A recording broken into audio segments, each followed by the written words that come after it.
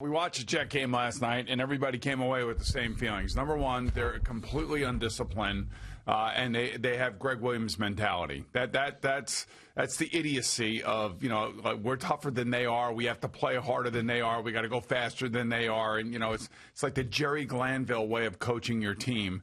Totally undisciplined. Totally coming up with all the wrong penalties at all the wrong times. And quite frankly, when you have a pick six that you actually score, you don't turn the ball over at all. So you are a +3 in a turnover category. You don't have a goddamn running back that can pass block. You have a left tackle that is in the game, out of the game, hurt, not hurt, first-round draft choice. Let's put the third tackle in there. You got all sorts of issues. You got your quarterback running all over the damn place. He cannot complete a back shoulder throw, can't throw a deep throw. Playing with a bad shoulder last night, showing toughness, showing that he cares, showing that he wants to be out there. I felt bad for him last night. I really felt bad for him last night watching this disaster.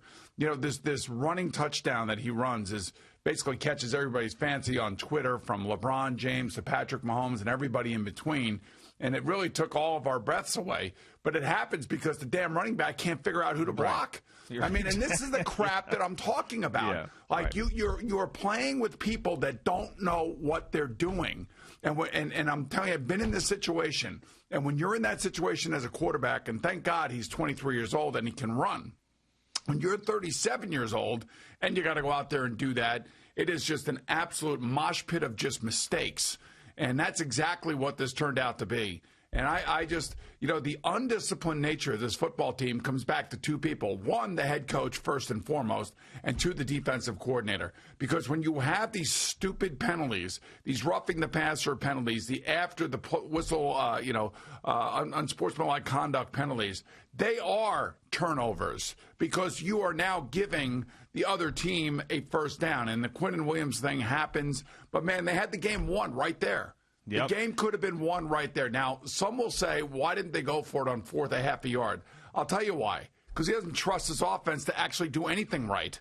And they were 0 for 2 on a fourth down yesterday, and they couldn't score a 2-point play. Everybody around the goddamn league is scoring two-point plays, throwing the ball down the field, making plays. And there were times last night where Sam looked great. He made some great throws to guys I've never heard of.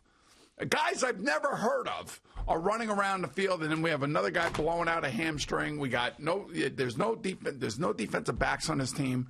The Desir had one of the weirdest nights I've ever seen. Oh yeah, you got Jerry Jeudy who took the ball off his face. I mean, for a touchdown. Should have 3 picks. Right, and then they had 2 picks, but those 2 throws, the 2 Desir picks, those throws by Rippon were horrible. But those are the throws that we expected to see. Right, those were the mistakes that we all expected to see him make. They still lost the game. I know. With horrible picks, a pick 6, they still lost the game. 11 penalties, 118 yards. They're blowing away the rest of the league with roughing the passer penalties. There isn't a team within 4 of the amount of roughing the passer penalties that the Jets have. And when you tell me that they have a roster filled with guys that don't know what they're doing, that's not talent.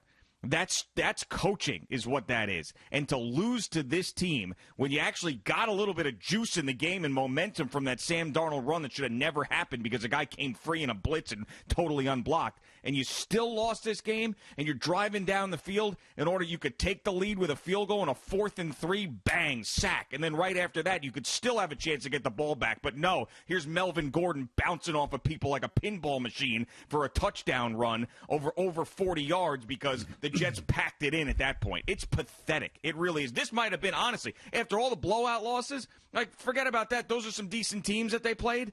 Some good, maybe some really good teams. This team is constructed just like the Jets, and maybe even worse because it's their 3rd quarterback in 4 games, and the guy's an undrafted rookie who was turning the ball over like it was his job yesterday, and they still lost. They still freaking lost. They can't beat anybody in the NFL. They can't. The other worst team in the league, at home with a 3rd-string quarterback, they still couldn't beat them. What does that tell you? That tells you that they're undisciplined and that they really have no. I mean, there are a number of guys that have no idea what they're doing, and they also have guys on the field that are not very good at their respective positions. Cornerback comes to mind. Left tackle, does come to mind. Center comes to mind.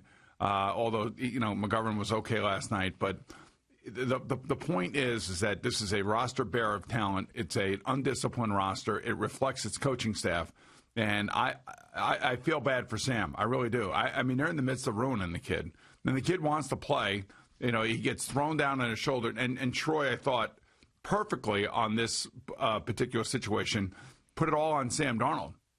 Sam, you got the guy wide open. Just throw it, pull the trigger, and throw the freaking ball and get rid of it. I was going to ask you because, I don't want to sit here and say I know how to play the quarterback position at this level, but I've watched a ton of football. Watching him sit there in the pocket, then you see the replay of the guy with separation where he could have gotten rid of the ball. He's just standing in there waiting to get crushed, and then he gets thrown around like a rag doll. It's like, come on. And you can feel bad for him, but how about decision-making? And the same thing on that 4th and 3, and I understand there's some pressure there, but you got to understand with the situation that you have with your offensive line and people are hurt and everything else, 4th and 3, get rid of the ball. He still hasn't figured it out. That's the problem. He still hasn't figured it out. Now, some of it is because of the decisions that he's making. He's grinding through it. He's not seeing the field as good as he should be seeing the field. And if I see another slow running back coming out of the backfield where they're trying to hit a guy down the sideline when it's impossible to do so because they don't have LaDainian Tomlinson or Marshall Faulk running out of the backfield.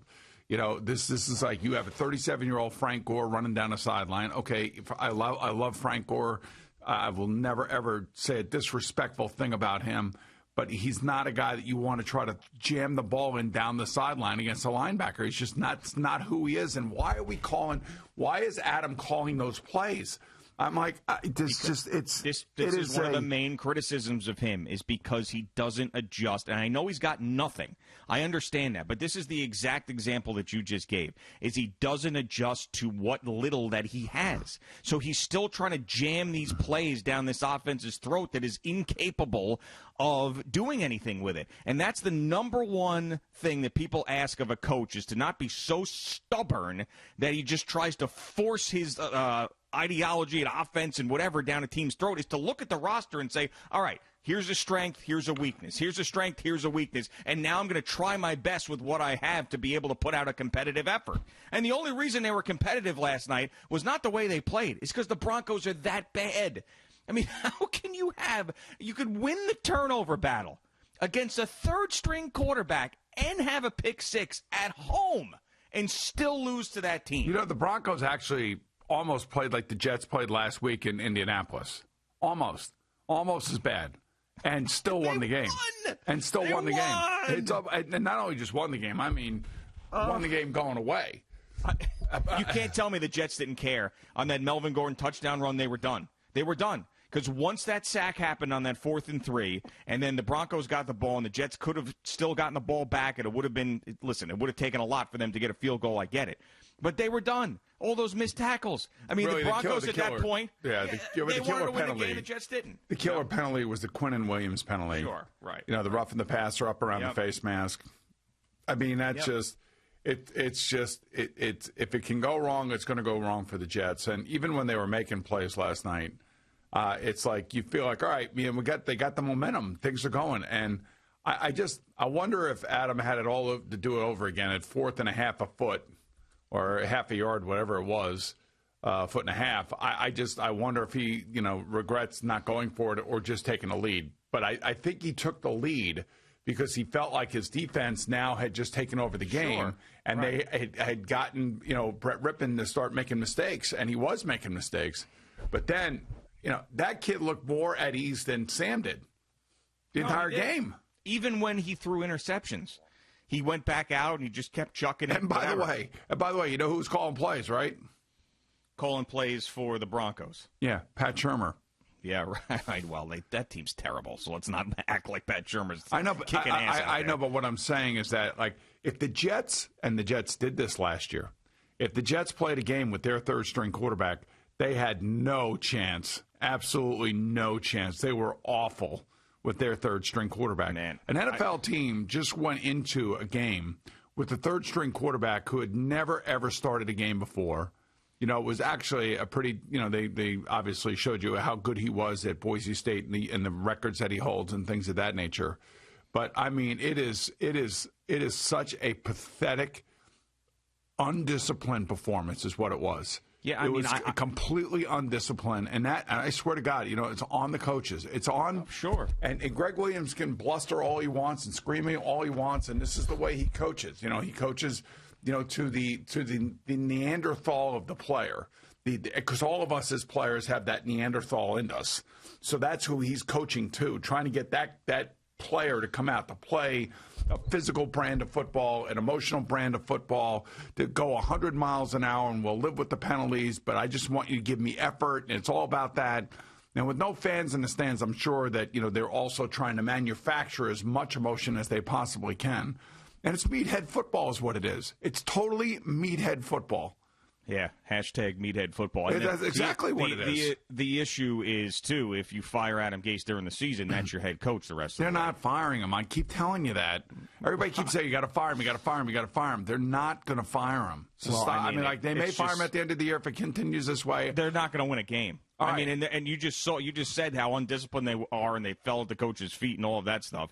I mean, it's pathetic. It's absolutely pathetic. And now the Jets are going to see in the next 3 weeks either guys that were drafted after Sam that are having more success, like a Kyler Murray, or a guy drafted in the same draft class again, like Josh Allen. So I don't know if Herbert or Tyrod will play. It'll probably be Herbert still on the 18th of October. So you get that. You'll get another young, exciting quarterback there. You'll get Kyler Murray in the next week. Then you'll face Josh Allen after that. So all there's just more salt in the wound as I lose those three. And then when it's over, Patrick Mahomes and right. Cam Newton. Right, exactly. And then when those three are over, you get the Chiefs and the Patriots after that. So, I mean, it's going to go. And then you get back-to-back games against Adam Gase's old team, so they can just absolutely love that. I mean, it's going to be a pure bloodbath season like they haven't had in a long time. And it's shaping up to that because I cannot stress enough. I know I've repeated this a million times, but people really need to understand that if you can't beat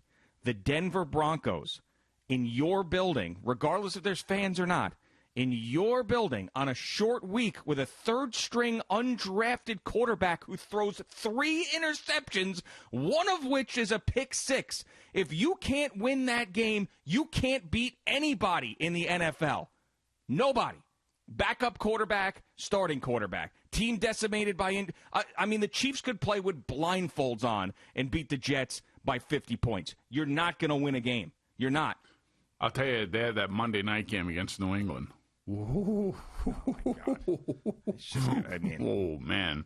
Honestly, they might put like a parental advisory on the screen before that game because it's just, I mean, it's going to be just a flat-out 3.5-hour murdering. They're going to kill them piece by piece. And that team's not even as good as some of these other New England teams we've seen. Well, the Chiefs game's going to be even worse. I'm telling you, that spread, I can't wait to see that spread. I mean, could it be more than 24?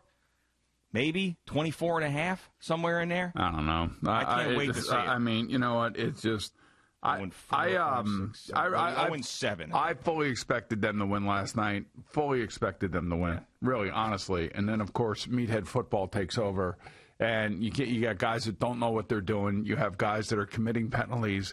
You have guys that can't cover anybody. They were picking on Desir the whole night, and then of course he ended up with 2 interceptions. I don't take that away from the kid, but he and Jerry Jeudy, he makes that play on Jerry Jeudy. Maybe the game's a little bit different, but maybe the Jets found something in Jeff Smith. I don't know. He seemed like he was playing well last night, and actually completed some passes down the field to him, so that was nice.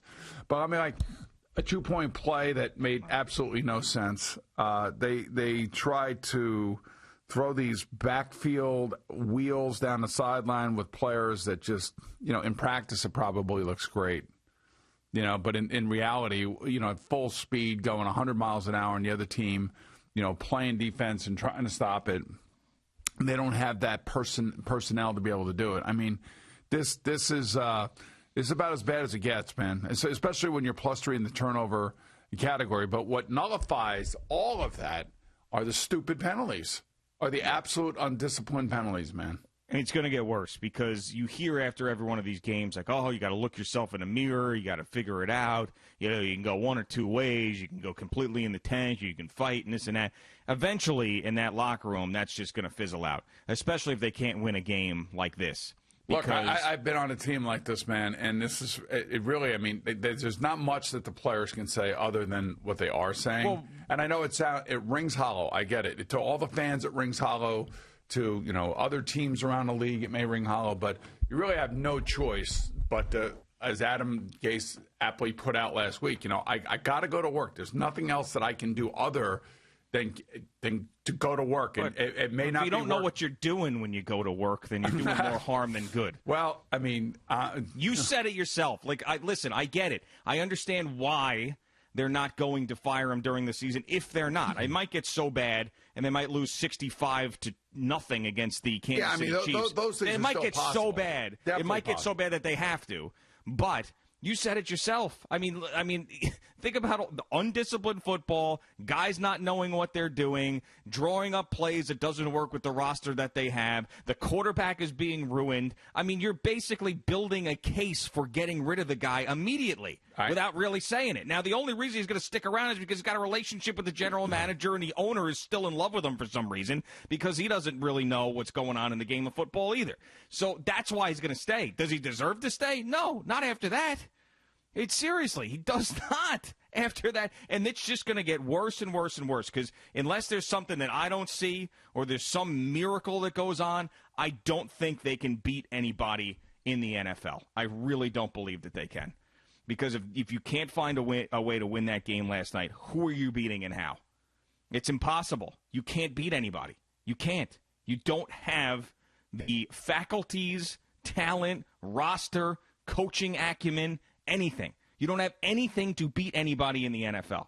And it's happened, the last couple of years. You've seen an 0-16 team here or there, of course, with the Detroit Lions. You've seen the Dolphins get off to a miserable start and actually figure it out. So you've seen other teams do it, but I don't see it with the Jets. Somewhere along the line, some team will just not have their A game and then still beat the Jets, the Broncos did last night, who are the other worst team in football. Right? Yeah, okay, yes, but I just think somewhere along the line they'll end up winning a game that you didn't expect them to win. I don't know against who, maybe one of the Dolphin games. I don't know. Who knows? But all I know is, again, like we sat here yesterday, we were talking about, okay, what does it look like and how do they lose? How do they lose if they lose? And I was like, they're not losing tonight. They're not losing tonight, and nor should they be losing tonight. Yeah. And we come here this morning, and the way that they lost was the undisciplined nature of the football team, which is a reflection, unfortunately, on the coaches. It is 100% on Greg Williams, and it's 100% on Adam Gase. I mean, they're actually co-head coaches anyway. You know that. I mean, I don't even know if Adam even talks to the team or talks to the defense, for God's sake. I mean, it's ridiculous. And then, you have to stand up there after the game. And, I mean, there is nothing worse than having to stand up in front of the media. I remember towards the end of some of those games, I'd be like, oh, God, I got to face, another team, and that team is the media. And you want to try to be honest. You want to say the right thing. You don't want to, in any way, shape, or form, throw your teammates or your coach or your organization under the bus. Hey, Marv, I wish the NFL. And that's why you hear, the comments that you hear, and we can be sarcastic in our response to them. But there's really not much you can say. Really. There isn't. Yeah. I mean, I don't think anybody's expecting anything from these players any longer. The only thing that I brought up earlier about what they were saying is I sort of believe them in saying that, all right, we got to pick ourselves up, we got to play hard. And they came out with a little bit of edge last night, but that's just going to fizzle. It's going to fizzle throughout the season because they're human nature. Yeah, it just is, and they're going to collapse in the middle. And this is why I think they're going to go 0-16, because even if they get off to a good start at some point, they're not going to know how to handle it. They'll eventually crumble. They'll do something stupid. They won't go for it on fourth down. They will go for it on fourth down. They'll take a big sack. They'll miss a field goal. Whatever it is, it's just terrible teams. They're terrible for a reason, and they find ways to lose. The Jets are going to be that team. I mean, it's if anything, it'll be sort of fun to see if they can get to 0-16, if they can be that bad. Like, that's the only thing that'll almost be fun to watch, to see how they lose every single game on their schedule, because there's nothing else interesting about them anymore. Their quarterback isn't even interesting anymore. He's not. Well, I mean, I remember when it was like exciting that Sam Darnold was there and like, oh, it's a fresh start and third overall pick and this guy says everything right and he's not going to screw you and everything else. He's not even interesting anymore. He doesn't do anything exciting on the field. I mean, that run, fine, okay, but he's not Lamar Jackson. He's not going to do that all the time. The only reason that happens is because nobody could block anybody. So it's just because Kalen Balazs kid doesn't know who the hell he's picking up. It doesn't. I mean, you're standing back there. You're here because Adam Gase wanted you. Right? I think he had him down in Miami, but you're standing back there and you're looking. And this. I remember I was telling you a story about when I first got on the field with Corey Dillon. Yes. And I would be back there with Corey. I said, Corey, you got 57 to 56. Now, Corey was a rookie. He hadn't played a lot. And one of the reasons he hadn't played early on in his career, like the first 7 or 8 games, was because he wasn't very good at pass blocking because he didn't give it the attention that it deserved. Like, you had to tell him. And then after a while, he finally figured it out, and then he became a great pass blocker. Then he realized that he could deliver the blow as opposed to taking the blow, and then it became like an all-out war back there. It's unbelievable what he turned into.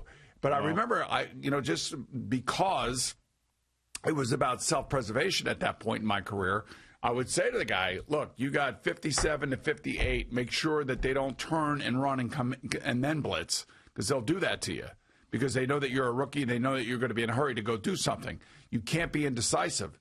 And, and Kalen Balazs was indecisive a couple times last night. I'm like, he doesn't know what he's doing, or he's not aware of what's happening, or he's not being prepared because it was a short week. I don't know. I have no idea. Short week for everybody. Do you ever, in the course of your career, lose a game at home to a team who was starting their third quarterback in 4 weeks, who was undrafted out of a non-Power 5 conference, and win the turnover battle 3-0 and have a pick six and then still lose the game by more than a touchdown? That ever happened in your career? I'm sure it has. Gee, no, it didn't happen. No, it doesn't, because it doesn't happen. It only happens to the Jets. It doesn't happen. That never happens to anybody except a team as bad as the New York Jets in 2020.